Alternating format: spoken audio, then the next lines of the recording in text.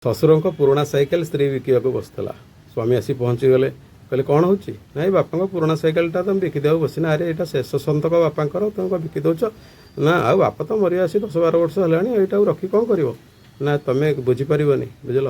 ସେ ସାଇକେଲଟି ଥିଲେ ମୋତେ ଲାଗିବ ମୋ ବାପା ପାଖରେ ଅଛନ୍ତି। ନା ତୁମେ ଇଆଡ଼ୁ ସିଆଡ଼ୁ କଥା କହି ଏମିତି ତାଙ୍କର ଝଗଡ଼ା ହେଲା। ଝଗଡ଼ା ହେଲା ପରେ ସ୍ୱାମୀ ସେଠୁ ସେ କବାଡ଼ିଆବାଲାକୁ ପଠାଇଦେଲେ। କବାଡ଼ିଆବାଲା ପଳାଇଲା। ତାପରେ ସ୍ୱାମୀ କହିଲେ ଦିଅ ଖାଇବାକୁ ଦିଅ, ମୁଁ ଯିବି କାମରେ ବାହାରିବି। ନା ମୁଁ ତୁମ ଚାକରାଣୀ ହଁ, ତୁମେ ହୋଟେଲରୁ ଖାଇଦିଅ। ସ୍ୱାମୀ ସେଠୁ ବାହାରିଗଲେ।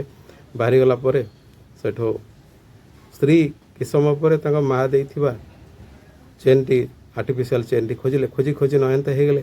ନୟନ୍ତ ହେଲା ପରେ ସ୍ୱାମୀ ଆସି ପହଞ୍ଚିଲେ। ସ୍ୱାମୀ କହିଲେ କ'ଣ ହେଲା? ନା ମାଆ ଦେଇଥିବା ଜିନିଷଟା ମୁଁ ଖୋଜି ପାଉନି। ନା କ'ଣ? ନା ସେ ଯେଉଁ ଚେନ୍ଟା। ନା ଏଇ ଯେଉଁ ଆର୍ଟିଫିସିଆଲ୍ ଚେନ୍ଟା ତ, ଏ ଯେଉଁ 150 ଟଙ୍କିଆ ଚେନ୍। ନା ହଁ।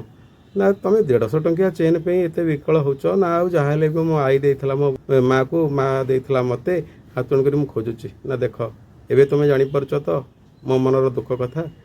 ମୋ ବାପା ମୋତେ ଦେଇଥିଲେ, ବା ମୋ ବାପା ମରିଗଲା ପରେ ତାଙ୍କ ଶେଷ ସନ୍ତକ ଭାବରେ ମୁଁ ଯେଉଁଟା ରଖିଛି ତାକୁ ଦେଖିଲେ ଲାଗେ ମୋ ବାପା ପାଖରେ ଅଛନ୍ତି। କିନ୍ତୁ ତୁମେ ତ 100-150 ଟଙ୍କିଆ ଚେନ୍ ତୁମେ ଚାହିଁଥିଲେ କିଣିପାରିବ ହେଲା। ସେଇଠୁ ସ୍ତ୍ରୀ ତାଙ୍କ ଭୁଲ ବୁଝିପାରିଲେ। ସାଙ୍ଗେ ସାଙ୍ଗେ ସ୍ୱାମୀକୁ କ୍ଷମା ମାଗିଲେ। କହିଲେ ମୋତେ ତୁମେ କ୍ଷମା କର। ତେଣୁକରି ଦର୍ଶକ ବନ୍ଧୁ, ଯେଉଁମାନେ ଶେଷ ସନ୍ତକ ବିଷୟରେ ଜାଣିଛନ୍ତି ସେମାନେ କେବେ ଦେଖେଇ ହେବେନି, ଆଉ କି ଅଯଥା ବୋଲି ଭାବିବେନି।